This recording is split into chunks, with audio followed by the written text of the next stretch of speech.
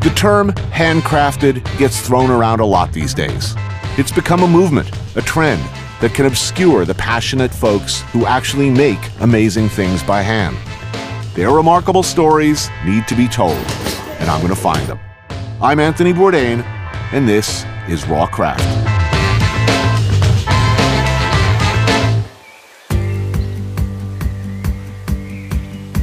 To say that the knife is a chef's most valuable tool isn't just stating the obvious, it's an understatement of titanic proportions. It doesn't matter if you're the executive chef of a Michelin 3-star restaurant or the prep cook dicing a 50-pound bag of onions. A good knife is the foundation of everything you do. So, who makes the finest chef knives in the world? This guy, Bob Kramer. Bob's one of only 122 master bladesmiths certified in the American Bladesmith Society, and the only one who specializes in kitchen knives. Simply put, he's a rock star, forging knives that are as desired for their beauty as they are for their legendary sharpness, resilience, and strength. Kramer knives have become a status symbol among serious chefs and serious knife collectors alike. They're knives that demand excellence of their owners, and more importantly, excellence from their creator. I paid Bob a visit at his workshop in beautiful Olympia, Washington. How does one make the most awesome knife in the world? Today I'm incorporating meteorites into my material. This is probably man's first encounter with a solid chunk of iron. That's a meteorite. Wow. That's a starstone. The first thing Bob does is forge his own steel. In this case, from melted meteorite. Next, it's a matter of layers. I'll lay up a sandwich. Basically, that's your knife right there. So the idea is to cook it down and Exactly. smash it. Yep. And push all of these layers together. Those layers fuse together and it becomes this. So then this gets ground clean on both sides, cut and restacked, and becomes that. And then cut a knife out. So it's literally a whole bunch of these become this, Correct. becomes this, Yep. then this, then this, Yeah. and then the work begins. Exactly. Wow. Yeah. Want to see it? Yeah. All right. That'll protect your Cool eyes. helmet. Yeah. man. All right.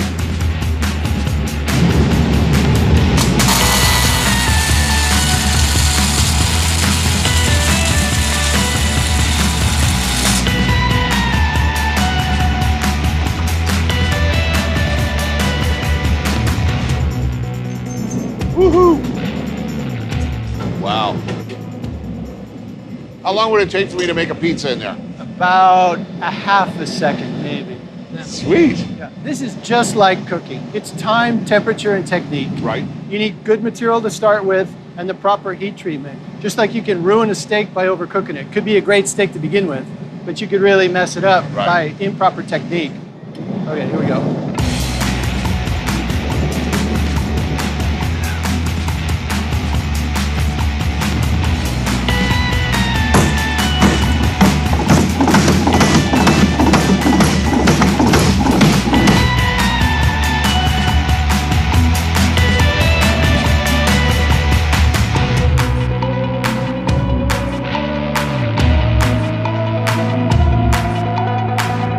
So now I'll grind both sides clean to make sure that there's no scale. Cut and restack that billet.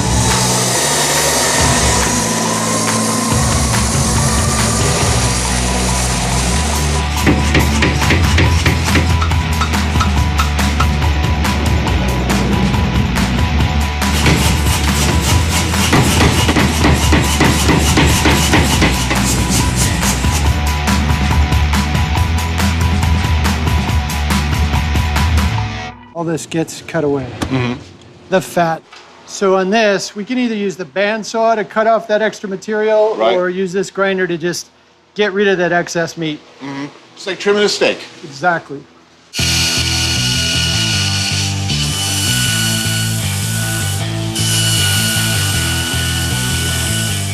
So next, now that I've got the blank cut out, I need to grind these tapers and this taper, and that's all done by eye.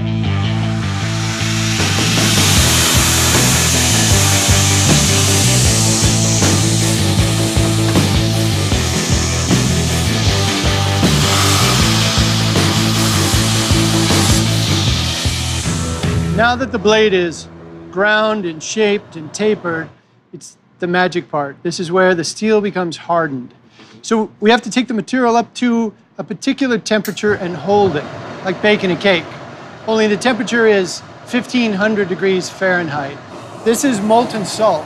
So this is sort of a high-tech, high-temperature sous vide. Right. It's an immersion, I was just right? thinking of that. Let me set it in here. So there's carbon in steel. Steel is iron with 1% carbon. There's something very interesting that happens when the carbon dissolves and goes into solution. Not only that, it changes color. Right. There's a shadow that moves through the steel. So this is what the samurai guys were looking for. These guys would fast beforehand. They'd pick an auspicious day, which is probably a moonless night. So it'd be really dark in the shop. So with this, I'm gonna pull it out and you'll see it's all orange, and then you'll see a shadow move through the blade. That's the steel transforming.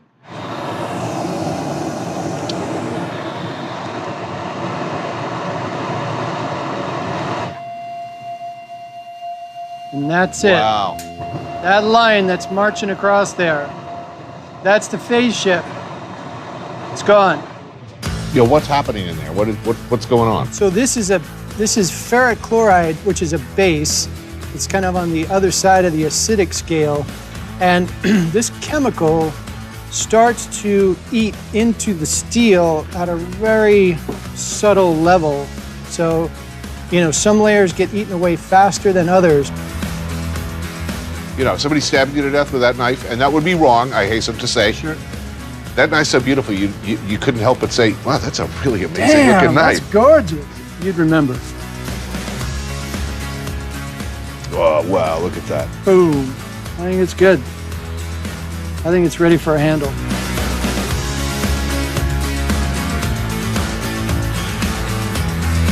And now I just need to shape and make this comfortable. And presumably I want it to fit into my massive, Exactly. yet incredibly sensitive paw. Exactly.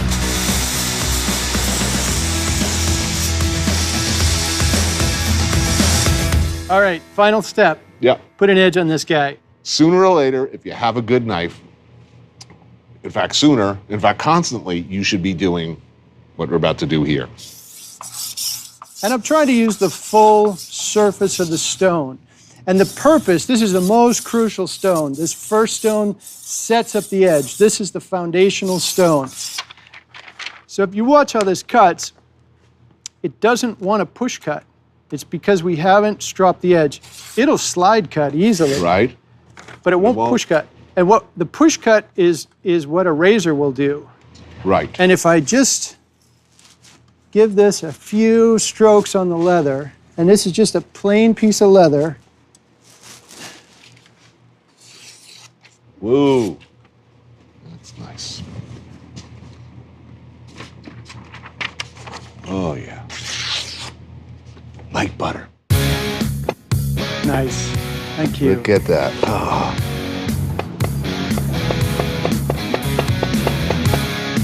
Oh, man, that's fun. Hey, I'm having fun using this knife. I've never had so much fun cutting chives. Look at those things. Nice. Hey, you were a chef before. You were a cook. I was a cook. I would say I was never a chef, but yeah, I was definitely in the business, swinging a knife for 8 hours a day. So is that where this all started? You were dissatisfied with the quality of blade that you were seeing? I was in college. I was taking science classes. I was working at a hotel full time, and it was curious to me that nobody in the kitchen really knew how to take care of their knives. So I thought I'd make a little extra money. I figured out how to sharpen some knives, and the deeper I got, the more I was hooked. And so, I quit school and just started sharpening and making knives. You'll forgive me for saying so, but that sounds like a really bad idea. Yeah. It was just about the dumbest thing you could do at the time, Absolutely. and yet it worked out. It has worked out, yeah. But you didn't really know what you were doing either. I had no idea. So the other night I'm in here working, I'm making some steel for a knife using a meteor. I'm thinking, what's a cool way to make some salmon? And I'm gonna heat up a meteorite and use it to smoke this.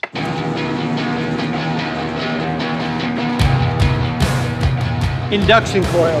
All right. Chunk of stardust. piece of cherry wood.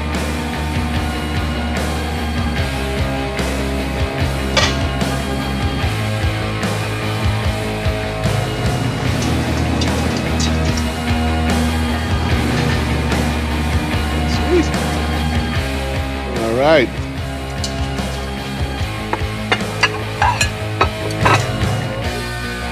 Hello? Smoky scrumptiousness, I smell. All right. I believe we can pour the beverages now. All right. Yay! So you got to tell me, what did you think? Did you know this man when he decided to throw away a perfectly good career in one dead-end job in a restaurant business I don't know where to the pursue perfectly good this? career came from because it was clowning and then some other things. But Did you see clowning? Went to. Did you go to clown college? I he did. did go to college. You went to. There is a clown college in Florida, right? Oh, now I want to drink. So when I was making food, I might spend 2 or 3 days making a sauce, prepping a stock, stuffing a turkey or something. Everybody sits down. 45 minutes later, it's gone. Hopefully we have a great memory. This knife could get used every day to make a meal that maybe that makes a memory. So this is like a magnifying glass. It goes on through whoever's using it. If you're using it and you make a bunch of meals, that sort of transcends out. I like that feeling. I think that's cool. Just the passion and sticking to it no matter what someone else says. Bob Kramer is clearly out of his mind. This process is so difficult and so long, it's insane to work this hard to improve something as utilitarian as a knife, you'd think. But at the end of the day, what comes out is so unique and so beautiful, all I can say is that I want that kind of crazy. That's the kind of crazy that makes the world a better place.